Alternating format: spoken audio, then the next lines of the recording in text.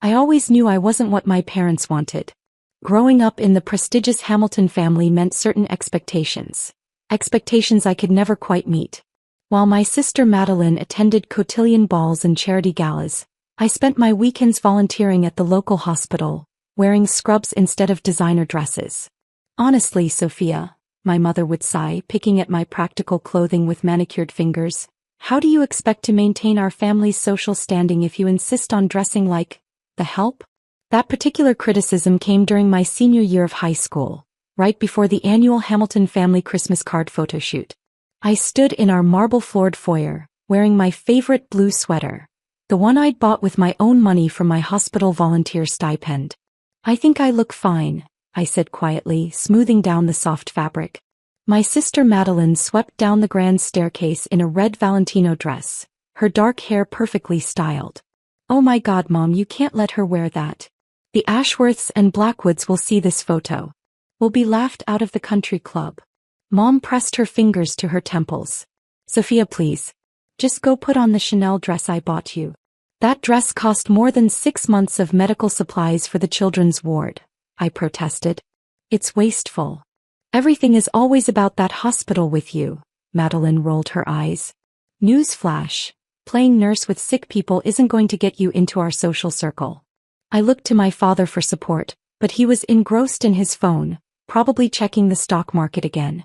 He'd made his fortune in investment banking, building the Hamilton name into one of the most respected in our city's elite circles.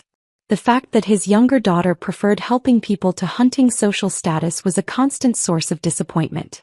The photographer will be here in 20 minutes, Mom announced. Sofia, either change into something appropriate or... She let the threat hang in the air. I lifted my chin. Or what?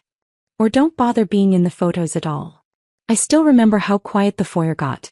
Even Madeline stopped preening in the mirror to watch what I would do. Fine, I said finally. Take your photos without me. Sofia, Dad finally looked up from his phone, his voice carrying that familiar note of disappointment. Don't be difficult. I'm not being difficult, I replied, gathering my courage. I'm being myself. And apparently myself doesn't fit your image. Mom's face hardened. If that's your choice, then yes, you're right. You don't fit our image. Madeline, darling, let's have the photographer focus on you by the Christmas tree. And just like that, I was erased. Not just from the Christmas card, but from every family photo that followed. Graduations, holidays, charity events. I became the family ghost, present but never seen, at least not in any official capacity. The final straw came at my high school graduation. I'd finished as valedictorian, earning a full scholarship to Johns Hopkins University for pre-med. As I stood at the podium delivering my speech about the importance of giving back to the community, I spotted my family in the audience. Mom was scrolling through her phone. Dad was checking his watch. Only Madeline was paying attention, and that was just to smirk when I stumbled over a word. Later during the family photos, Mom pulled me aside. We'll take the photos in 2 groups, she said briskly. First the regular ones, then a few with you. For private keeping, of course. Private keeping? I echoed. Well, yes. The formal photos are for our social circle, for the club newsletter, for the society pages. You understand. I looked at my sister in her designer graduation gown, custom-made of course, at my mother's perfectly curated outfit, at my father's proud smile, a smile that only appeared when Madeline was by his side. Actually, I said slowly, I don't understand. And I don't think I want to be in any of the photos at all. Mom's relief was palpable. If that's what you prefer. That night I made a decision. If I didn't fit their image, I would build my own. One that would be impossible for them to ignore. Medical school was brutal, but I thrived. While Madeline was making headlines in the society pages for her endless string of wealthy boyfriends, I was publishing research papers and winning prestigious fellowships. Mom and Dad didn't come to my white coat ceremony. They were at Madeline's engagement party to some hedge fund manager. I threw myself into my studies, specializing in pediatric neurosurgery. The long hours and demanding work became my escape from the constant reminders of my family's rejection. The hospital became my home, my fellow doctors and nurses, the family I chose rather than the one I was born into. By 30, I was the youngest head of pediatric neurosurgery at Boston Children's Hospital. My research was revolutionizing treatment protocols. I had patents pending on surgical instruments I'd designed. But to my family I was still just Sofia, the disappointment who chose medicine over money. The society pages regularly featured the Hamilton family, Mom and Dad at charity balls, Madeline's lavish parties in their Hamptons mansion. Sometimes if you looked carefully at the edges of these photos, you could see an empty space where a second daughter should have been. I hadn't been to a family event in years when the invitation arrived. Madeline was hosting a casual dinner party at her new penthouse apartment. Casual in Hamilton terms meant only 100 guests and minimal ice sculptures. "You should come," Madeline said when she called. "Everyone's dying to hear about your job." He said the word like it was distasteful. "My job?" I couldn't help but laugh. "You mean my position as one of the top pediatric neurosurgeons in the country?" "Yes, that." She paused. "Just wear something nice, okay? Not those horrible scrubs." I almost declined, but something made me accept. Maybe it was curiosity about how they'd react to seeing me after so long. Maybe it was the desire to show them that their forgotten daughter had built something meaningful. I arrived at Madeline's penthouse wearing a simple black dress, expensive but understated. The doorman recognized my name but did a double take at my face. Clearly he was used to the other Hamiltons. Inside the party was in full swing. Crystal chandeliers sparkled overhead, illuminating New York's elite as they sipped champagne and discussed their latest acquisitions. Mom held court near the window, wearing what appeared to be this season's entire Gucci collection. Dad stood with his usual crowd of banking associates, probably plotting their next hostile takeover.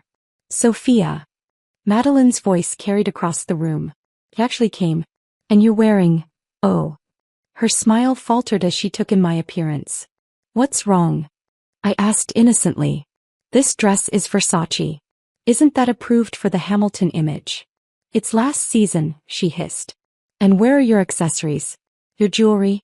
You look so plain." Before I could respond, Mom swooped in. "Sofia, darling," she air-kissed my cheek. "We weren't sure you'd make it, being so busy with your work." The way she said work matched Madeline's tone perfectly. Some things never changed. "Yes, saving children's lives does keep me rather occupied," I replied smoothly. "More champagne, anyone?" The evening proceeded exactly as I expected. Mom steered her society friends away from me, preferring to showcase Madeline's latest charity project, something involving designer handbags for underprivileged poodles. Dad barely acknowledged my presence, too busy bragging about Madeline's husband's recent promotion. Then came the photos. "Everyone gather round," Mom called out. "Harrison from Social Scene is here to capture the evening." I watched as my family assembled in their usual formation. Perfect smiles, perfect poses, perfect image. "Sofia," Mom said tightly, "perhaps you could help Harrison with his equipment?" And there was. Some things really never did change. But this time I smiled. Because what my family didn't know was that tomorrow, their perfect image was going to shatter. And I would be there to watch every moment. The call came at 3 a.m. just hours after Madeline's party. Dad had collapsed in his study, clutching his chest. A possible stroke, they said. He was being rushed to Metropolitan Hospital. My hospital. I was already there when the ambulance arrived, watching from the shadows as Mom stumbled through the emergency room doors in her designer heels, mascara streaking her perfectly made-up face. Madeline followed, still wearing her party dress, looking lost without a photographer to pose for. "I demand the best neurologist," Mom was telling the nurse. "Do you know who we are? We're the Hamiltons." The nurse, Sarah, who'd worked with me for years, maintained her professional composure. "The head of neurosurgery has already been notified, Mrs. Hamilton." "Well, where are they?" "We've been waiting for 10 minutes. I stepped out of the shadows. "I'm right here, Mom." The look on her face was worth every family photo I'd been cut from. She froze, designer purse slipping from her grasp. Madeline's mouth fell open in a most unladylike manner. "Sofia," Mom whispered. You work here?" "Not exactly," I replied, checking Dad's preliminary scans on my tablet. "I run this department. And based on these images, Dad needs emergency surgery." "Surgery?" Madeline's voice rose to a shriek. But you can't. I'm one of the top neurosurgeons in the country," I cut her off. The surname Hamilton might not appear in society pages next to my achievements, but I assure you in medical circles, it carries its own kind of weight. Mom seemed to be struggling to process this information. But, we need a specialist. Someone with experience. Mom, I interrupted, my voice firm. I am the specialist. I'm the one other hospitals call when they need help. I'm the one who developed the procedure we're going to use to save Dad's life. Now, I need you to sign these consent forms. Her hands shook as she took the clipboard. Sofia, we can talk later, I said professionally. Right now Dad needs surgery. As I turned to leave, Madeline grabbed my arm. Wait. How do we know you won't? I mean, after how we treated you. I looked at her hand on my arm, then into her eyes. Because unlike our family photos, Madeline, my integrity isn't just for show. The surgery took 6 hours. It was complex, delicate work. The kind I'd trained years for. The kind that had earned me respect in a field where respect had to be earned through skill and dedication, not social status and designer clothes. When I finally emerged from the operating room, Mom and Madeline were exactly where I'd left them, though significantly more disheveled. Mom's Gucci outfit was wrinkled, Madeline's perfect hair had fallen flat, and neither seemed to care about their appearance for once. He's stable, I announced. The procedure went well. We were able to stop the bleeding and repair the damage. He'll need extensive rehabilitation, but he should make a full recovery. Mom burst into tears. Real ones, not the photogenic kind she usually produced for social occasions. Madeline just stared at me like she was seeing me for the first time. Dr. Hamilton, a nurse approached with some forms. Should we move Mr. Hamilton to the Sofia Hamilton wing for recovery? Mom's head snapped up. The what? I signed the forms calmly. The new neurological wing. It was completed last month. But, it has your name, Madeline said slowly. Yes, I replied. That tends to happen when you donate $50 million to fund its construction. The silence that followed was deafening. Mom sank into a chair, her legs seemingly unable to hold her up anymore. 50 million, she whispered. Being a top neurosurgeon pays well, I explained. Plus, I patented several surgical instruments and procedures. Turns out saving lives is more profitable than saving face at country club events. But why didn't you tell us? Madeline demanded. Would it have mattered? I asked quietly. Would it have earned me a place in the family photos? A seat at the dinner table?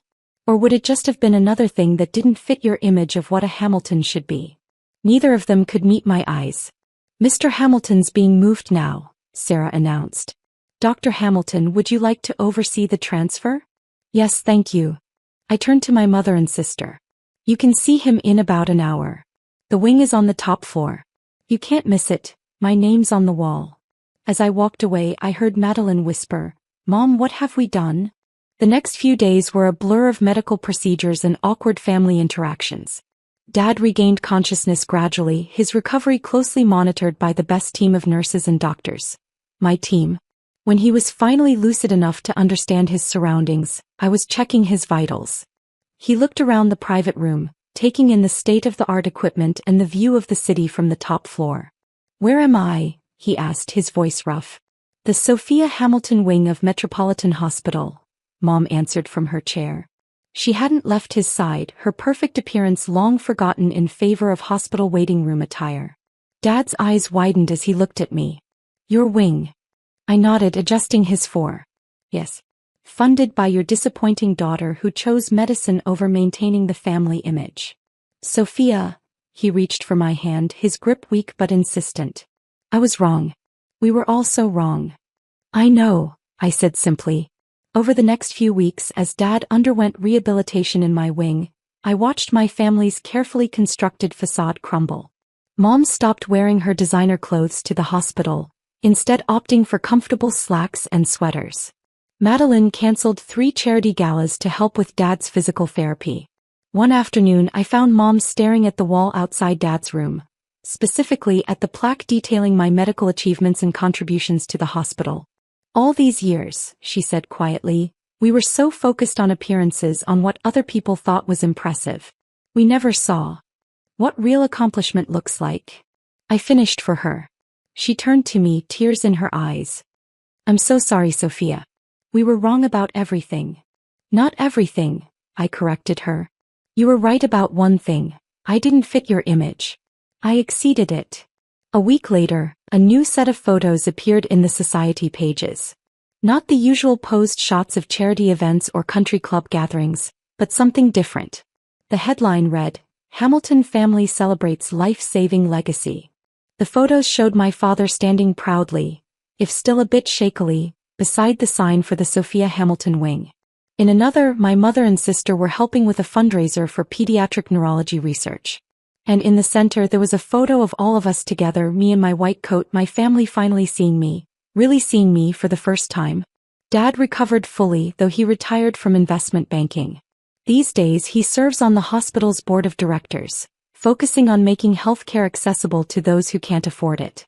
Mom traded her society luncheons for volunteer work in the pediatric ward. And Madeline, she went back to school. She's studying to become a nurse. The Hamilton name still carries weight in our city, but for different reasons now. Not for the parties we throw or the clothes we wear, but for the lives we help save. The society photographers still come around, but they're more interested in capturing the real moments.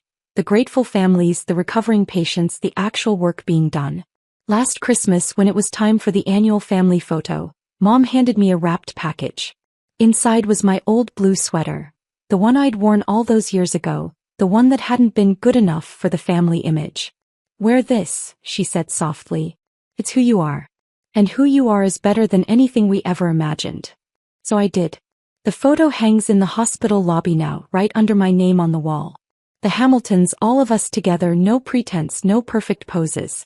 Just a family who finally learned that true worth isn't about fitting an image.